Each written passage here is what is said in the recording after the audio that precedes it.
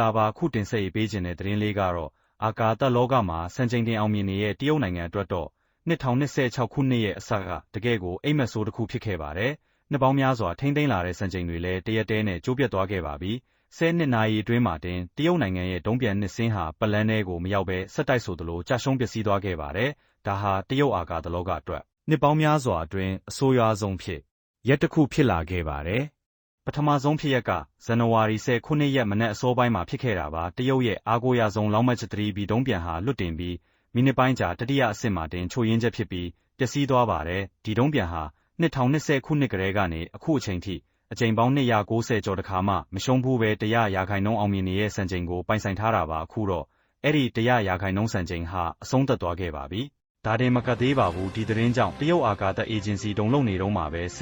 နှစ်နာရီတောင်မပြည့်ခင်နောက်ထပ်ကြာရှုံးမှုတစ်ခုထပ်ဖြစ်ပါတယ်။အဲ့ဒါကတော့ပုဂ္ဂလိကကုမ္ပဏီ Galactic Energy ရဲ့ CS ဒုံးပျံပါဒါဟာဒီဒုံးပျံအသစ်ရဲ့ပထမဆုံးခရီးစဉ်ဖြစ်တယ်လို့နိုင်ငံပိုင်ရောပုဂ္ဂလိကပါတနေ့တည်းမှာရှုံးနိမ့်သွားတာဟာတရုတ်အာကာသသမိုင်းမှာအတော်လေးရှားပါတဲ့ဖြစ်ရပ်တစ်ခုဖြစ်လာခဲ့ပါတယ်။ဒီကြာရှုံးမှုနှစ်ခုစလုံးမှာပါသွားတဲ့ဂြိုဟ်တုတွေဟာလည်းပလန်းထဲမြောက်ပဲပျက်စီးသွားခဲ့ပြီဖြစ်ပါတယ်။လက်ရှိမှာတော့တရုတ်အာကာသအာဏာပိုင်တွေကလွတ်တင်ဖို့စီစဉ်ထားတဲ့တခြားဒုံးပျံခရီးစဉ်တွေကိုပါရပ်ဆိုင်းထားပြီးအသေးစိတ်စုံစမ်းစစ်ဆေးမှုတွေပြုလုပ်နေပါတယ်။အာကာသပြိုင်ပွဲမှာအမေရိကန်ရဲ့ SpaceX ကိုကျော်တက်ဖို့စ조사နေတဲ့တရုတ်နိုင်ငံအတွက်ဒီဖြစ်ရပ်ကအစီအစဉ်တွေကိုဘလောက်အထိနှောင့်နှေးသွားစေမလဲဆိုတာကတော့စောင့်ကြည့်ရဦးမှာဖြစ်ပါတယ်။ဒီဒုံးပျံနှစ်စင်းစလုံးဟာအဆင့်မြင့်ဂြိုဟ်တုတွေကိုတည်ဆောင်သွားတာဖြစ်လို့ဆုံးရှုံးမှုကတော်တော်လေးကြီးမားပါတယ်။လက်ရှိမှာတော့တရုတ်အာကာသအာဏာပိုင်တွေကလွတ်တင်ဖို့စီစဉ်ထားတဲ့တခြားဒုံးပျံတွေကိုပါရပ်ဆိုင်းပြီးအပူတပြင်းစုံစမ်းစစ်ဆေးနေပါတယ်။ပညာရှင်တွေကတော့အမေရိကန်ရဲ့ SpaceX ကိုအမွှေလိုက်ဖို့အလောတကြီးစ조사ရာကနေ